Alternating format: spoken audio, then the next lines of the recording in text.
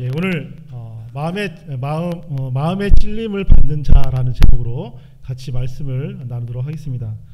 여러분, 5월 셋째 주 월요일이 무슨 날인지 혹시 아시는 분이 있을까요?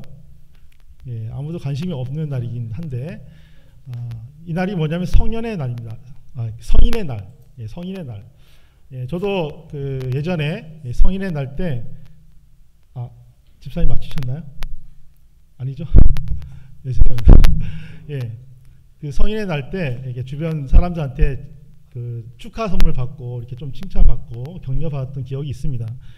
여러분, 만 19세가 되면 우리나라에서 법적으로 이제 성인으로 인정을 해 줍니다.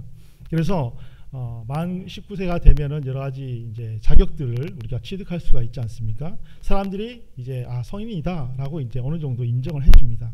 그런데 여러분, 이렇게 성인이 되었다라고 19세 나이가 딱 됐을 때 그 사람을 가리켜서 성숙한 인간이라고 부를 수 있을까요? 온전한 성인이라고 말할 수 있을까요? 단지 그 나이가 되었다고 해서 그 사람이 정말 성인이 되었다라고 그렇게 우리가 인정할 수 있습니까? 여러분, 성숙한 인간, 온전한 그 성숙한 인간은 우리가 나이로 결정되는 것은 아니지 않습니까? 그러다 보니까 비록 성인의 날에 축하를 받긴 하지만 그 한 사람이 온전한 성인이 되었다라고 생각하지는 않는 것 같습니다.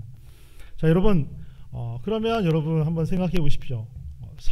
성숙한 사람은 과연 어떤 사람일까요? 무엇으로 그 성숙한 사람의 기준을 삼을 수 있습니까? 여러분, 여러 가지 많은 그런 생각을 떠올릴 수 있을 텐데 저는 이렇게 생각합니다. 어떤 사람이 성숙한지 그렇지 않은지 구분하는 기준을 그 사람이 누구 탓을 하는가라는 것을 보면 알 수 있다라고 생각이 됩니다. 그러니까 딱 봤는데 이 사람은 어떤 일이 생겼을 때 자꾸 이렇게 남 탓을 하는 거예요.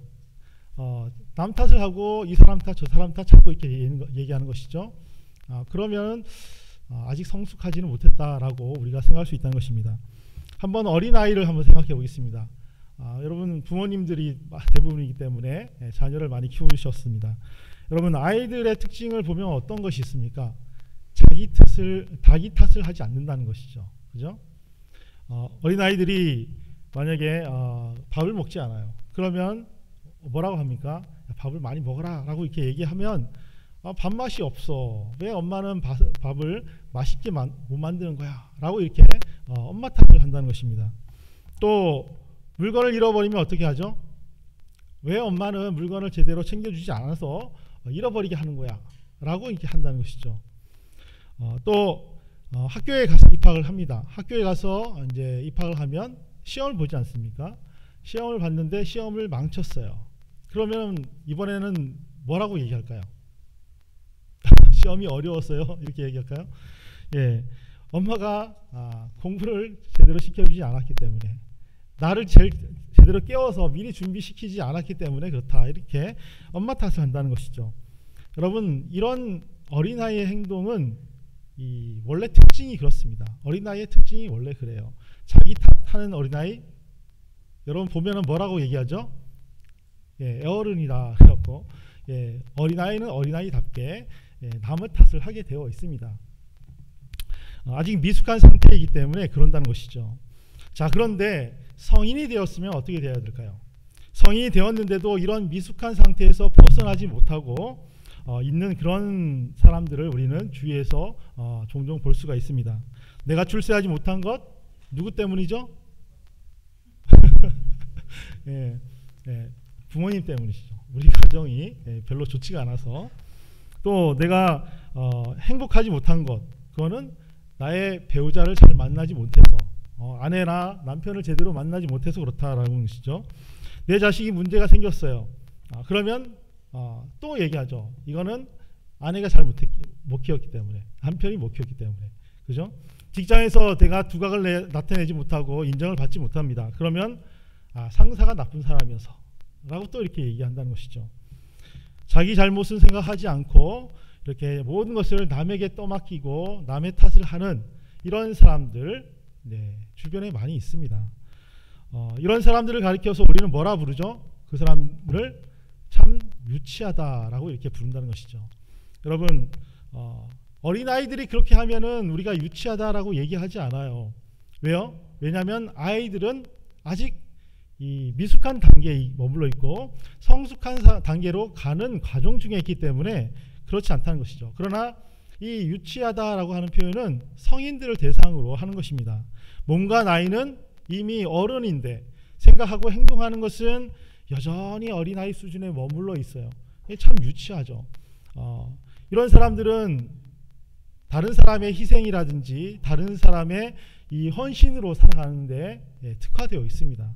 그래서 이런 분하고 같이 있으면 많이 피곤합니다. 그죠? 무겁고 지치고 부담이 된다는 것이죠. 반면에 여러분, 성숙한 사람은 어떤 사람일까요? 성숙한 사람은 문제의 원인과 책임을 자기에게서 찾아봅니다. 과연 내가 뭔가 잘못했나? 내가 바꿔야 될 것이 있는가? 라고 해서 이것을 자꾸 이렇게 교정해 간다는 것입니다. 그렇기 때문에 성숙한 사람들이 주로 무엇을 많이 하죠? 자기 성찰도 많이 하고 자기 개발을 위해서 투자를 많이 합니다. 이런 이 성숙한 사람이 많을수록 가정도 그렇고 일반 회사든지 사회든지 더 건강하고 바르게 세워져 갈 수가 있는 것입니다. 자, 그러면 여러분, 신앙은 어떨까요? 여러분, 우리 신앙은 어떻습니까? 신앙도 마찬가지예요. 여러분, 앞에 말씀드렸던 것처럼 성숙한 신앙이 이제 우리가 되고 싶어 하는 모습이지 않습니까?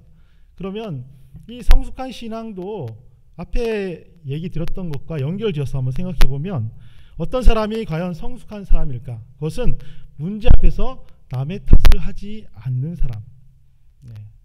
이런 사람이 성숙한 신앙인이라고 부를 수 있습니다.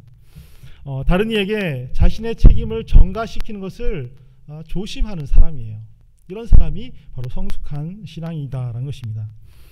이 성숙한 신앙인의 좀 독특한 특징이 하나 더 있습니다. 그게 뭘까요? 신앙생활 하든지 아니면 일반 사회생활 하든지 하나님 탓으로 돌리는 것을 상당히 조심스럽게 여깁니다. 여러분, 잘 생각해 보십시오. 욥기서 40장 1절부터 4절 말씀을 한번 같이 읽어보도록 하겠습니다. 욥기서 40장 1절부터 4절입니다. 시작. 여호와께서 또 욥에게 일러 말씀하시되 트집 잡는 자가 적는 자와 다투겠느냐? 하나님을 탓하는 자는 대답할지니라. 욥이 여호와께 대답하여 이르되 보소서, 나는 비천하오니 무엇이라 주께 대답하리까? 손으로 내 입을 가릴 뿐이로소이다. 아멘. 여러분, 욥에 대해서 많이 들어보셨습니다. 그죠?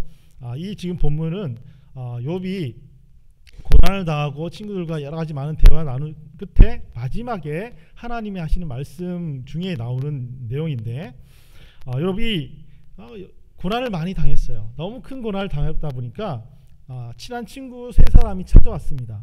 그래서 며칠 동안 옆에서 같이 울어주고 슬퍼해 주면서 위로해 줬어요. 그리고 나서 이제 이 토크를 하는 거죠. 대화를 나누는 것입니다.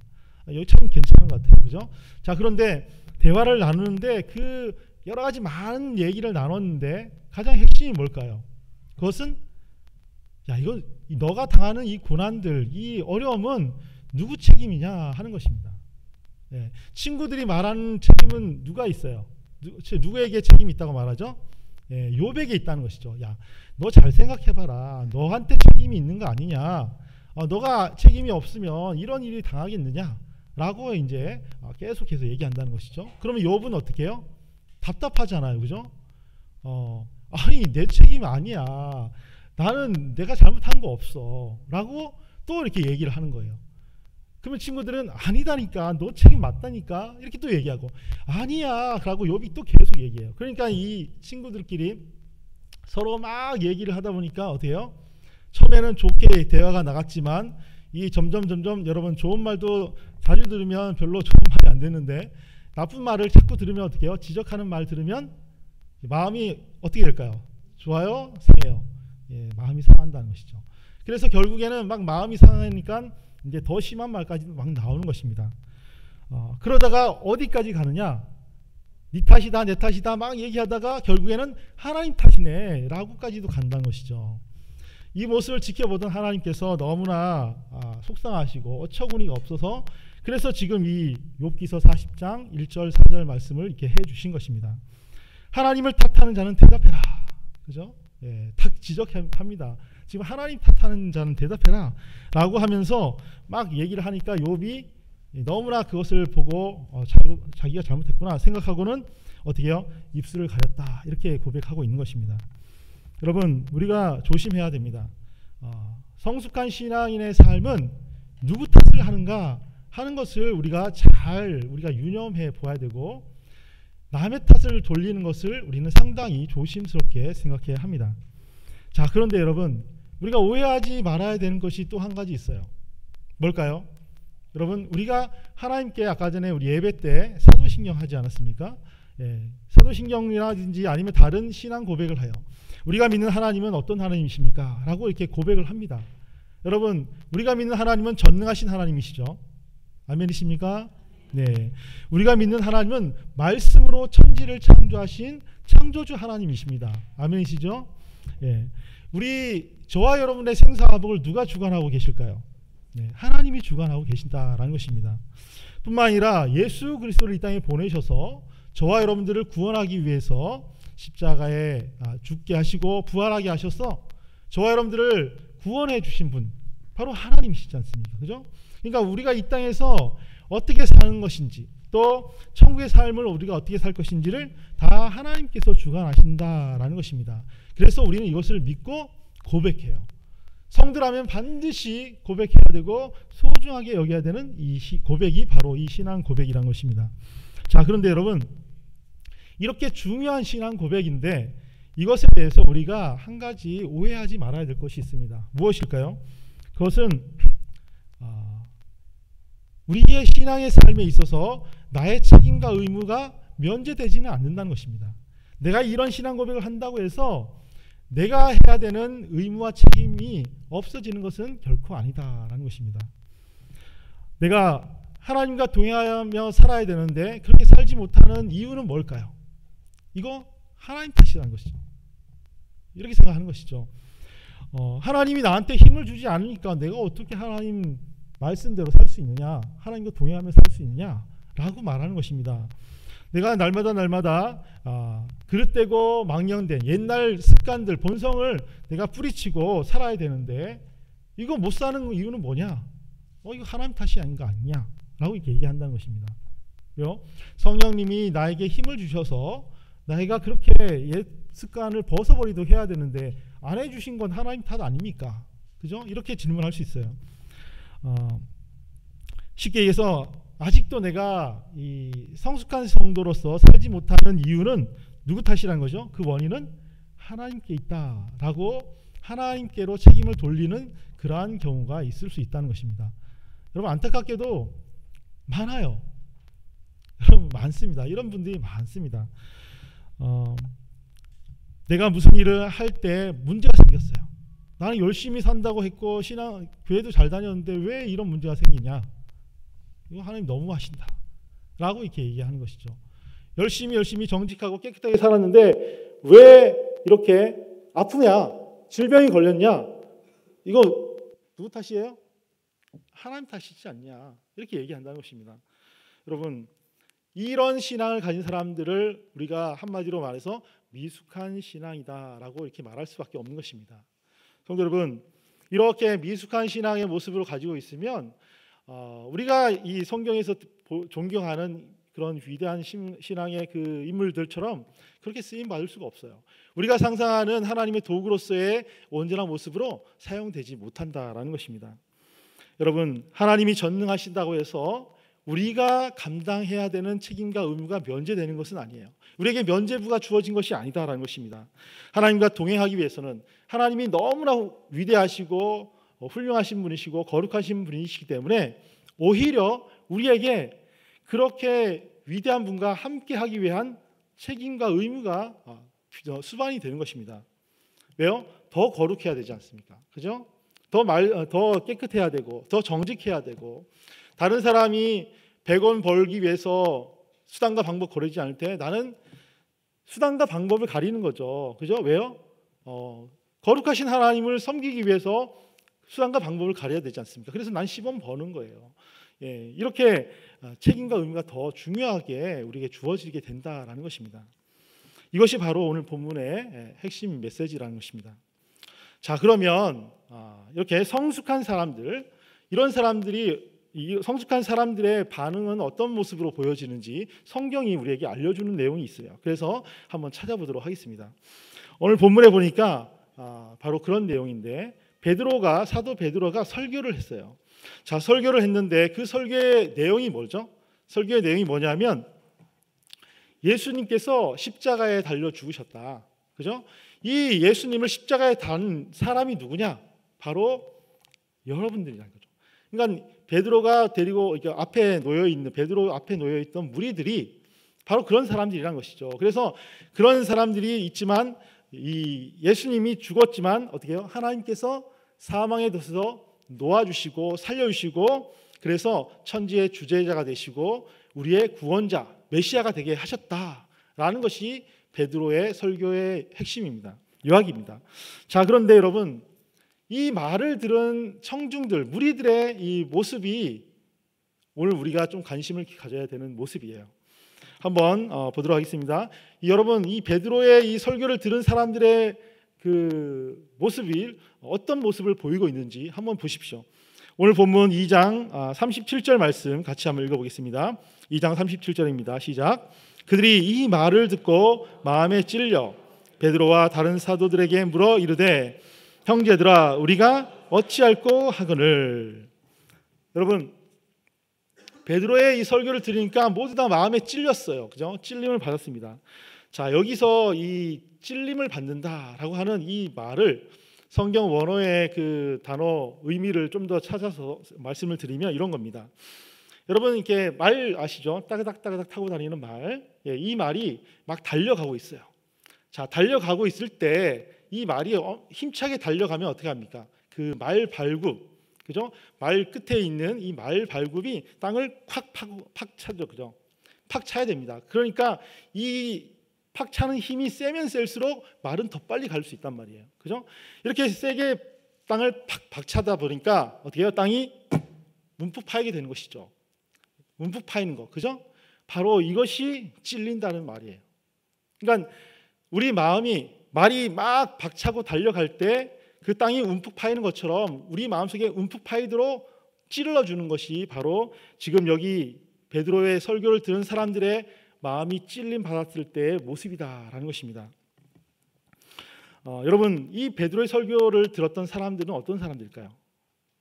왜 이런 사람들이 이런 찔림을 받아야 될까요?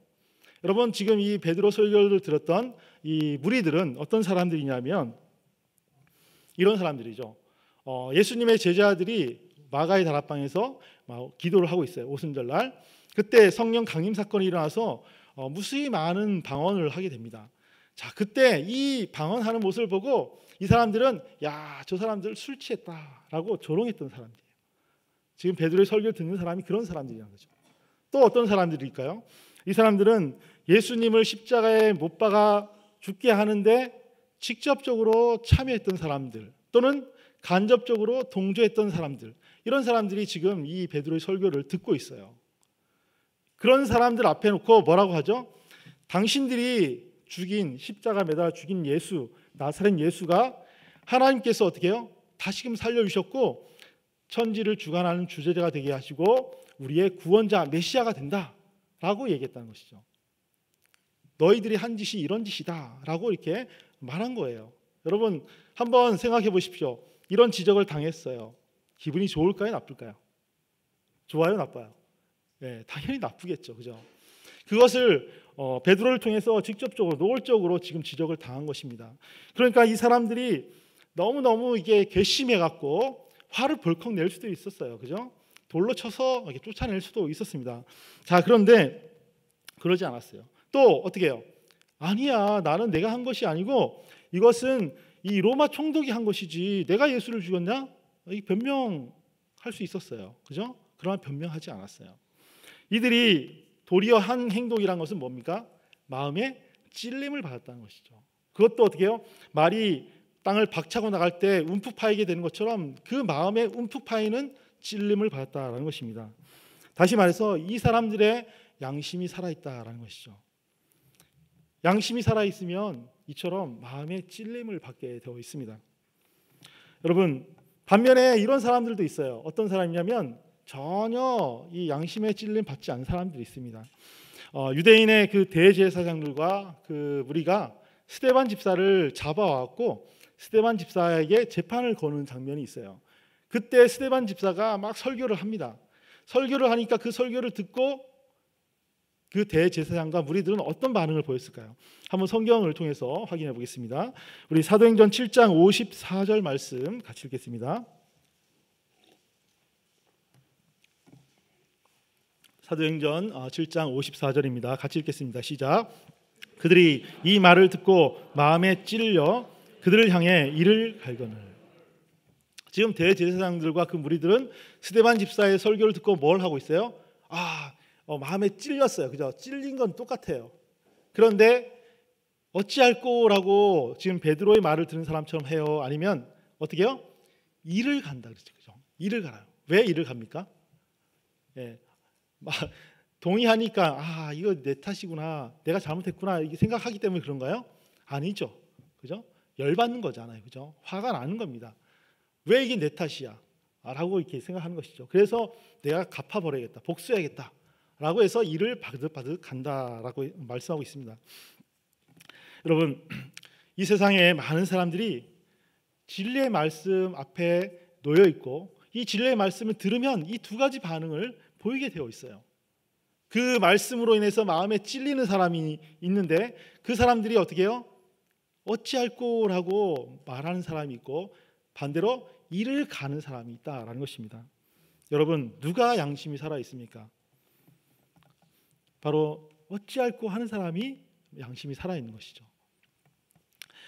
여러분, 세상에 많은 사람들이 이렇게 말씀 앞에서, 진리의 말씀 앞에서 양심의 가책을 느끼게 됩니다. 그런데 이 양심의 가책을 느끼고 반응하는 것이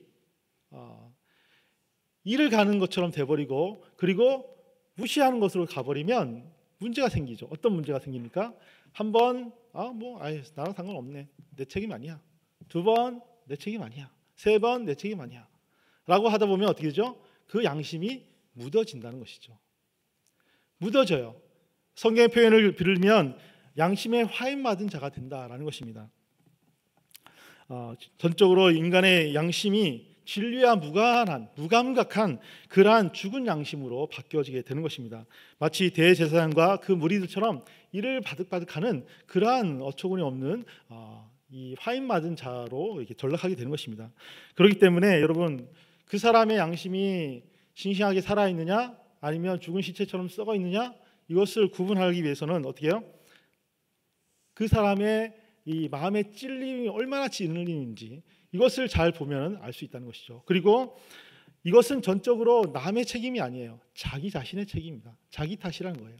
내 양심을 어떻게 잘 관리하느냐, 살아있는 양심으로 관리하느냐 아니면 죽은 시체처럼 그렇게 만들어 버리느냐, 이것은 여러분 우리 개인의 탓이라는 것이죠. 책임이라는 것입니다.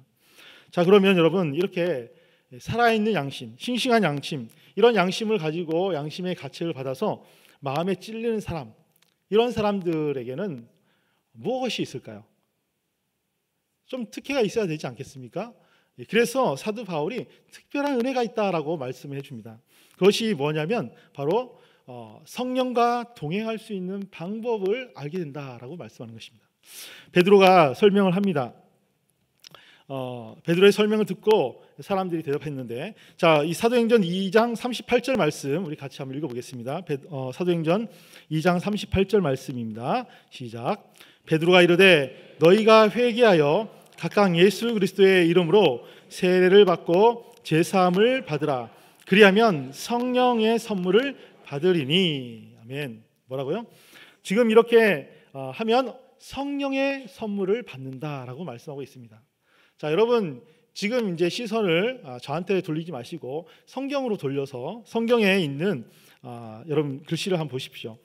38절 말씀 한번 보시면 뭐라고 되어 있냐면 38절 마지막에 성령의 선물을 받으라라고 하는 글씨 앞에 작은 글씨로 1번 가로라고 이렇게 있습니다. 표시가 돼 있어요. 작은 글씨로 1번이라고 가로된 표시가 있어요. 이게 뭐냐면 이제 각주처럼 돼 있는 건데, 자, 여러분 성경의 맨 마지막 오른쪽을, 하단부 오른쪽을 한번 보십시오. 거기에도 똑같이 가로로 된 1번이 있습니다. 여러분 거기에 뭐라고 적혀 있어요? 한번 읽어보겠습니다. 또는 성령을 선물로, 그죠? 예, 찾으셨어요? 예, 또는 성령을 선물로. 이게 무슨 얘기냐면 지금 이 38절 말씀의 뒤에 있는 부분은 이렇게 바꿔서 번역해서 읽어도 된다라는 말입니다. 어떻게요?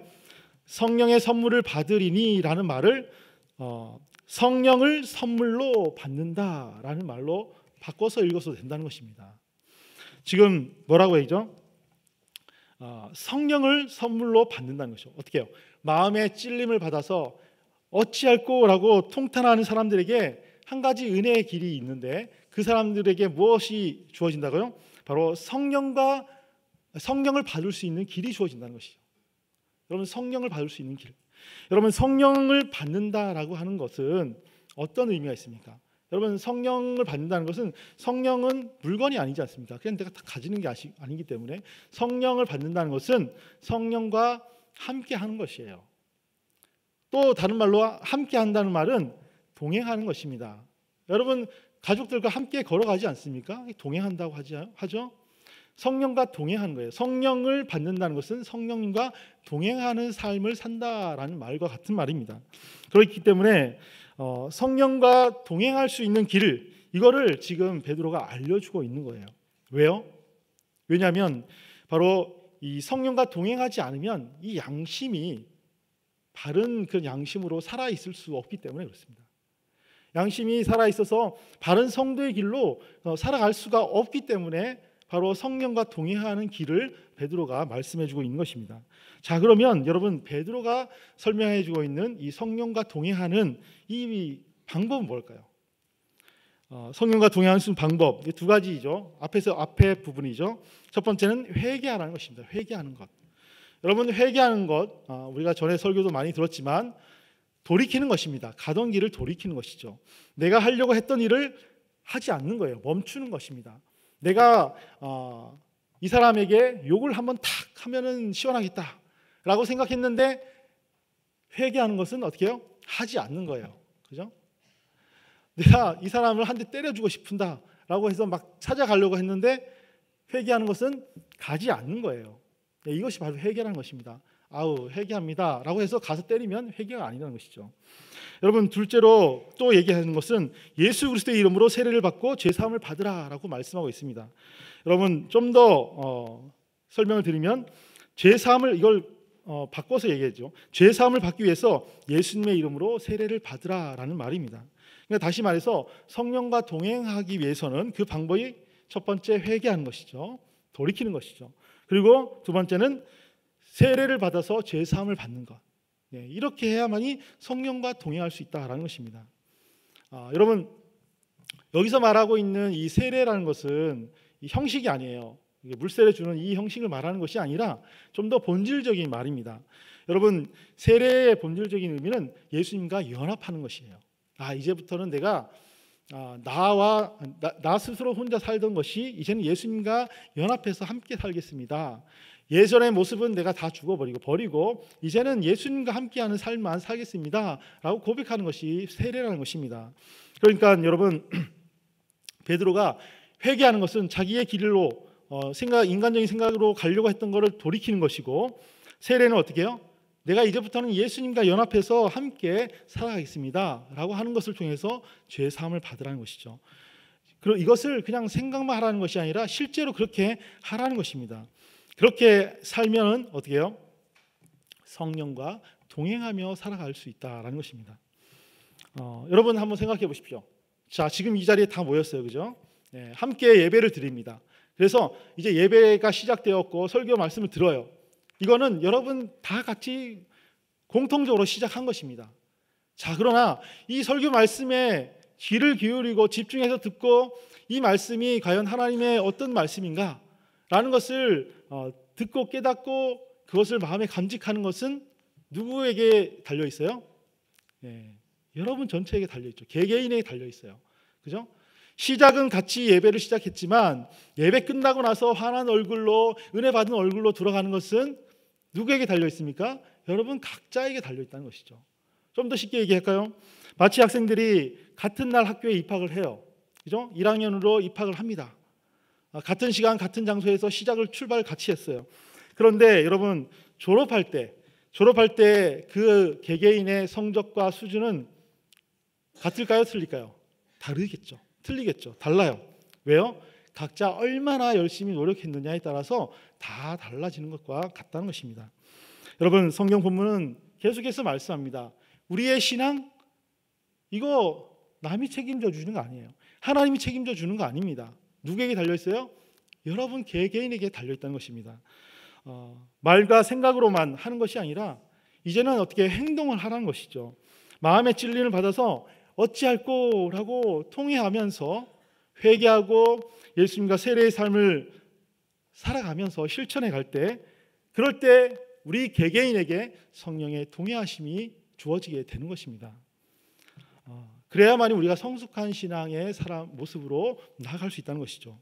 그러나 여러분 우리를 돕는 이 환경이 너무나 열악합니다. 이 안에서는 그런 것처럼 보이겠지만 여러분 딱 밖에 나가면 돌아가면 어떻게 되죠? 이 세상 가운데 살게 되는 것이죠. 여러분 이 세상이 우리를 돕지 않아요. 왜 안 도울까요? 세상은 삐뚤어져 있기 때문에 그렇습니다. 베드로의 설교인 40절을 말씀 같이 한번 읽어보겠습니다. 오늘 본문 40절입니다. 시작. 또 여러 말로 확증하며 권하여 이르되 너희가 이 패역한 세대에서 구원을 받으라 하니. 아멘. 자 여기 보시니까 지금 베드로가 뭐래요? 패역한 세대에서 구원을 받으라. 그죠? 패역한 세대라고 얘기했어요. 이 패역한 세대가 어딜까요? 저기 딴 나라일까요? 아니요. 우리가 살아가는 이 땅을 말하는 것입니다. 여러분이 지금 돌아가서 살아야 되는 그 세상을 말하는 거예요. 그것이 패역한 세대라는 것입니다. 여러분 이 패역하다라고 한 이 단어를 성경 원어에서 찾아보면 이 곧다라고 하는 이 개념하고 반대말이에요. 곧다라고 하는 말의 반대말이라는 것이죠. 바꿔서 삐뚤어져 있다는 것이에요. 그죠? 우리가 살아가는 이 패역한 세대는 삐뚤어진 세상이다라는 말입니다. 그래서 여러분 삐뚤어진 세상에 살다 보니까 내가 가지고 있는 이 마음들, 내가 하는 생각들, 또 내가 하는 행동들, 내가 살아가는 이 모든 삶, 이것이 어떻게 해요? 이 세상에서 열심히 살면 살수록 자꾸 삐뚤어진다는 것이에요. 한번 예를 들겠습니다. 여러분 바다에 해적선이 있다고 한번 생각해 보십시오. 여러분 이 해적선에 한 해적이 있어요. 그 사람이 결심했습니다. 나는 지금부터 아주 훌륭한 해적선의 일원이 되겠다. 그래서 이 사람이 이 해적선에서 열심히 최선을 다해서 인생을 살아갔어요. 그래서 나중에 훌륭한 해적이 되었어요. 자, 여러분 이 사람이 제대로 된 인생을 산 사람이 맞습니까? 아니죠. 왜요? 그는 해적선에 타고 있었거든요. 그죠?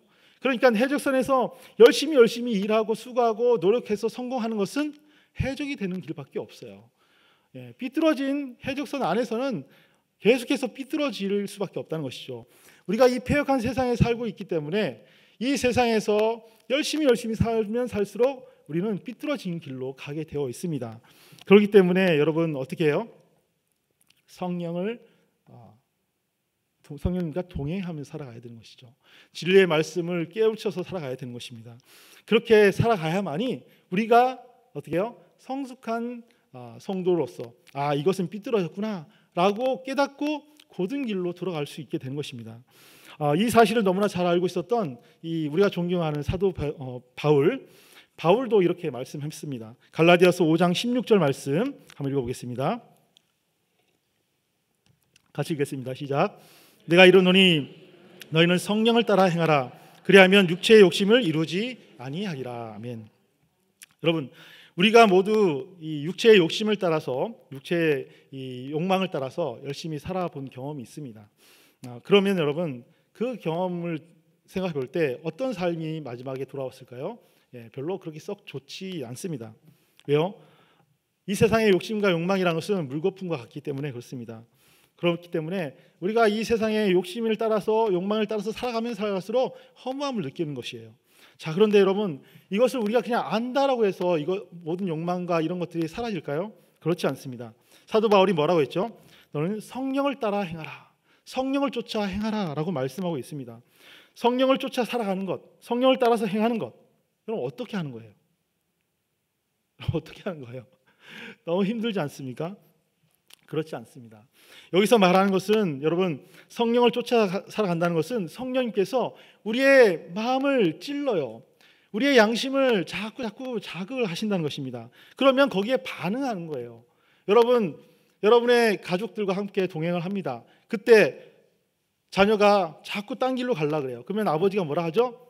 야, 애야, 거기 위험하니까 이 안쪽으로 들어와라 라고 말을 한단 말입니다. 그러면 그 아이가 네, 알았어요 아버지 하고 돌아오면 되는 거예요. 그런데 못 들은 척하고 그냥 가버려요. 여러분, 자, 누가 아버지와 함께 사는 것입니까? 여러분, 아버지의 말을 듣고 따라온 자녀가 함께 사는 거 아닙니까? 성령을 쫓아 살아가고 성령과 동행하면서 함께 살아가는 것, 성령께서 말씀하실 때, 우리의 마음을 찌를 때, 우리의 양심의 가책을 주실 때 어떻게 해요? 반응하는 거예요. 제대로 된 반응을 보이는 것입니다. 그게 바로 어떻게 해요? 마음의 찔림을 받아서 어찌할꼬 라고 외치면서 회개하고 세례의 삶을 살아가는 것입니다. 그것이 바로 성령과 동행하는 것이고, 그런 삶을 통해서 우리가 성숙된 길로 걸어갈 수 있는 것입니다. 이제 말씀을 마치겠습니다. 성도 여러분, 우리가 진정으로 하나님을 믿습니까? 아멘이시죠? 네. 우리가 예수 그리스도 안에서 구원받는 백성으로 살아가기를 간절히 소망하십니까? 우리가 성숙한 신앙의 길로 살아가기를 원하십니까? 예, 그렇다면 여러분, 지금부터라도 성령께서 말씀하시는 아주 작은 것까지라도, 작은 것 한 가지라도 여러분 마음의 찔림을 받으십시오. 여러분, 이 마음의 찔림을 무시하지 마세요. 귀찮은데 전에도 했는데 별 문제 없던데 여러분, 다른 사람 저렇게 하는데 아무 상관 없던데 여러분, 이렇게 남 탓할 필요 없이 여러분, 성령께서 여러분에게 작은 거라도 여러분 찌르면 어찌할꼬라고 여러분 외치시기 바랍니다. 여러분, 그렇게 회개하고 예수님과 연합된 세례의 삶을 살아가는 것, 그때 여러분 그 순간에 이미 성령께서 저와 여러분들을 지금 도와주고 계시는 거예요. 역사하고 계시는 것입니다. 우리가 성령 충만이라는 것을 우리가 기도하고 찬양하고 집회 참석해서 막 뜨거워지는 것만을 우리가 알고 있는데, 여러분 결코 그것만이 전부가 아니에요. 성령께서 우리의 마음을 찔러주실 때 거기에 민감하게 반응하는 것, 이것이 바로 우리가 성령 충만한 성령과 동행하는 삶이라는 것입니다. 바라기는 저와 여러분들이 성령님의 이 작은 말씀 앞에 우리가 마음의 찔림을 받는 자로 살아가는 그런 은혜가 있기를 간절히 축원합니다.